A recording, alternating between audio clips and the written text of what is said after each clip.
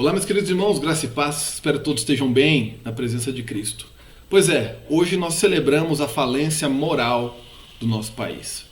O Brasil não tem nada a ver com aqueles que o governam e com aqueles que decidem por quais caminhos a população deve ir. O Brasil é só uma terra maravilhosa, cheia de riquezas naturais, de belezas naturais, mas regida pelos que existe de mais corrupto, pelo que existe de mais nefasto, num sistema que realmente trabalha para manter no seu poder todos aqueles que são contra a decência, a ordem e o bom testemunho. Eu quero ler para vocês uma passagem aqui antes da gente seguir, porque nós vamos falar hoje sobre a falência moral.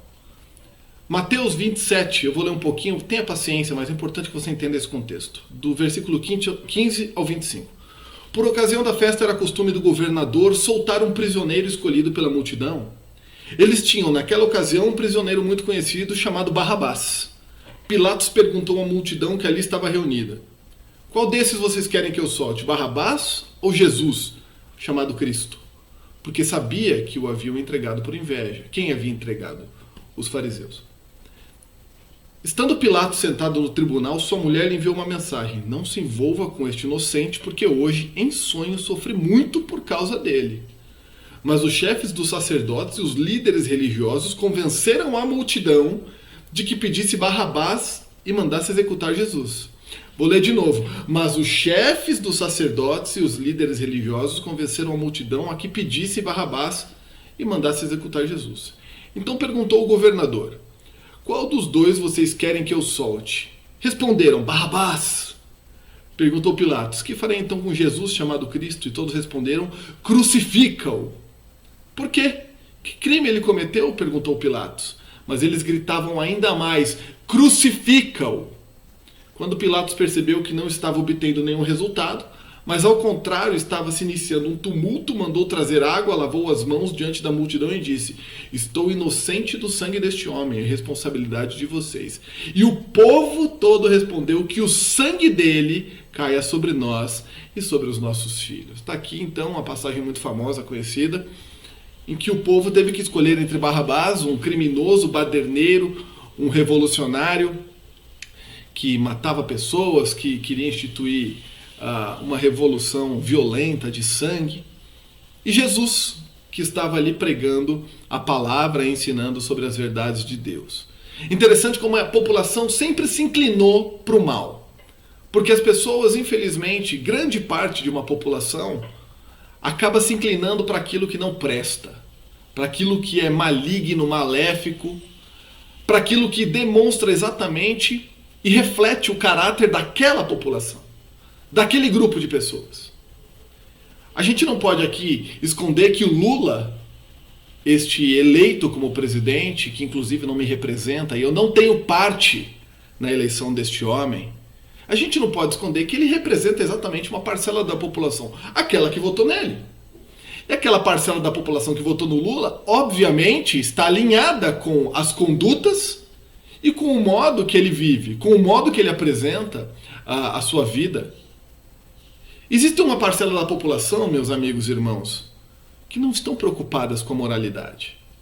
Eles não se preocupam com a manutenção de um Estado moral, de um Estado que tenha leis que punam criminosos. Quando nós falamos de algo que beira uma seita religiosa, com um líder que, como uma manada, as pessoas seguem cegamente, independente dos erros cometidos, independente de todo tipo de atrocidade moral, financeira, de perseguições e tudo mais o que este líder faz, as pessoas ainda assim apoiam, você tenha certeza que você não lida mais com um grupo de pessoas que tem condições de uma discussão sadia. Você está lidando com fanáticos. E não existe nenhum tipo de razão num grupo fanático, num grupo de pessoas dentro de uma seita. Quando nós vemos a falência moral de uma sociedade em que, por um processo sistêmico, descondena um condenado, alguém que teve corruptos e corruptores apresentando provas, testemunhos em vídeo, material em papel, dinheiro sendo retomado dos órgãos públicos que foram assaltados, o BNDES enviando dinheiro para ditadores, para todo tipo de vagabundo que existe fora desse país, que oprime o seu povo, que castiga a população por projetos de poder pessoais. O nosso dinheiro indo sustentar esse tipo de gente através de um governo corrupto que nós tivemos no passado. E ainda assim as pessoas apoiam este tipo de gente por pautas completamente levianas. Ai, porque fulano não gosta de tal classe. Ai, porque fulano é preconceituoso. Ai, porque fulano... É isso. É esse o Brasil que a gente vive. As pessoas não estão preocupadas com números porque a imensa maioria não sabe nem fazer conta. O cara está preocupado com os R$80 que vai cair na conta dele. Entendeu? É isso. E aí existe uma parcela da população que passa o pano ainda e fala assim, mas alguns cantos do Brasil são historicamente doutrinados, ideológicos. Deixa eu te falar uma coisa, eu não tenho que passar pano em lugar nenhum. Porque infelizmente numa democracia, em uma democracia onde uma imensa maioria da população é ignorante, os justos e os esclarecidos pagam pelo erro dos outros. É isso que acontece. Nós vemos o que aconteceu nessas eleições. O Lula, ele não me representa em nada. O Lula representa a falência moral de uma sociedade. O Lula representa a falência constante de um sistema que prova que ser corrupto e criminoso vale a pena num país regido por leis corruptas. Num país regido por um judiciário que sempre vai arrumar uma brecha. Sempre vai arrumar uma brecha para trazer de volta ao poder aqueles que sustentam e fazem a manutenção da máquina. E nós assistimos pessoas defendendo isso. O que não tem como ser defendido. Defendendo a bandidagem, a criminalidade do colarinho branco. E em nenhum momento aqui eu estou fazendo uma comparação de Lula sendo Barrabás e o Bolsonaro sendo Jesus. Nada disso. O que eu quero mostrar para você nesse contexto é o povo vai escolher sempre o que existe de pior em sua maioria, porque o povo é não só ignorante, como tem simpatia pelo que não presta. Infelizmente, a igreja é perseguida porque ela prega exatamente o contrário. Porque ela prega com que a pessoa não vá lá e não seja uma canalha, uma cafajeste na sociedade. Que a pessoa não venha roubar o outro, que a pessoa não venha enganar a sua família, que a pessoa não venha destruir os valores da base da sociedade.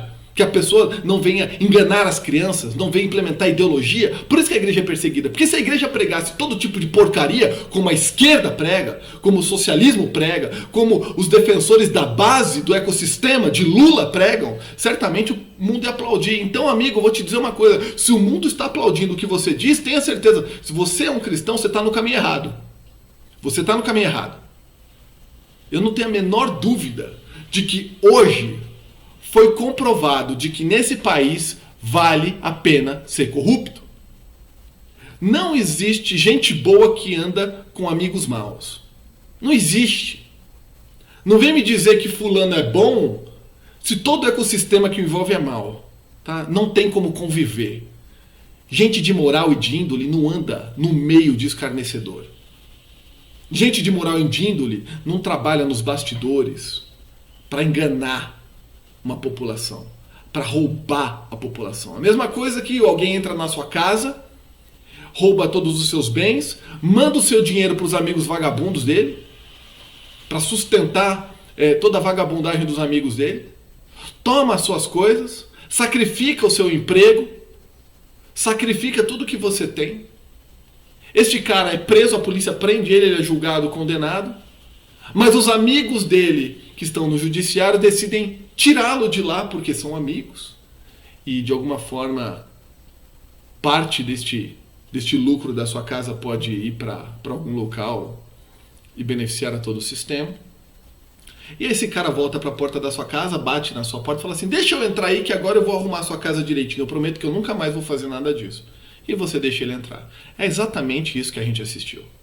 É exatamente isso que a gente assistiu.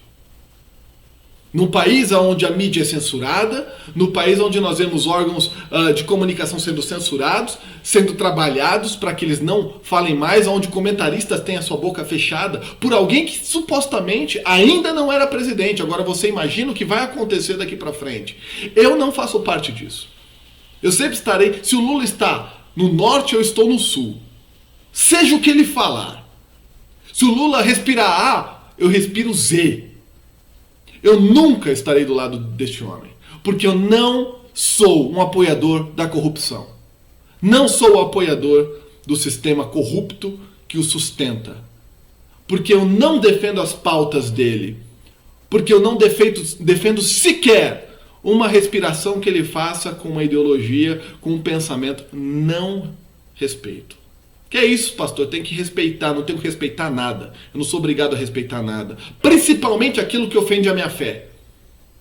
Eu não posso ser agressivo. Eu não posso responder agressivamente. Eu não posso maltratar. É diferente. Mas respeitar, desculpa, eu não respeito. Muito menos aceito Lula como meu presidente.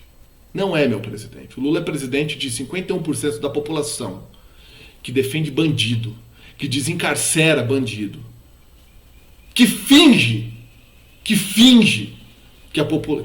o povo é bobo, que finge que passa um pano para esconder o que existe de pior nas entranhas do sistema.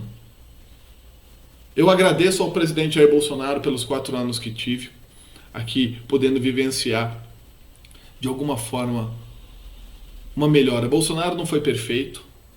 Não foi perfeito. Ninguém está aqui defendendo perfeição. Mas eu não tenho a menor sombra de dúvidas de que o que Bolsonaro trouxe para o país foi infinitamente maior do que qualquer história que o PT tenha trazido.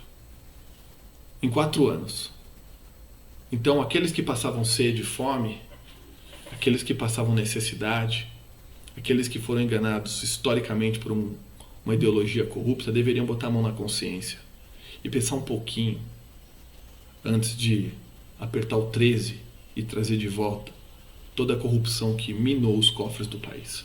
De qualquer forma, o estrago já foi feito. Agora são 4 anos de amargura.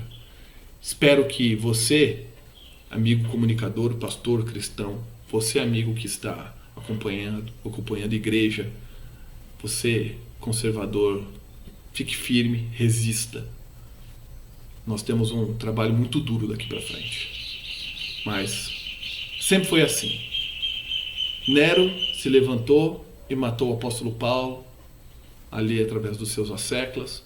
Os cristãos foram perseguidos e incinerados, queimados, usados como tocha em Roma. Na Idade das Trevas fomos perseguidos. O mundo passou por inúmeras perseguições, por momentos terríveis, e nossa igreja sobreviveu. E não é agora que ela morrerá.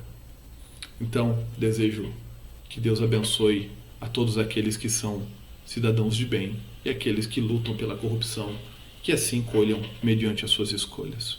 Deus abençoe a todos. Seja valente. Um abraço.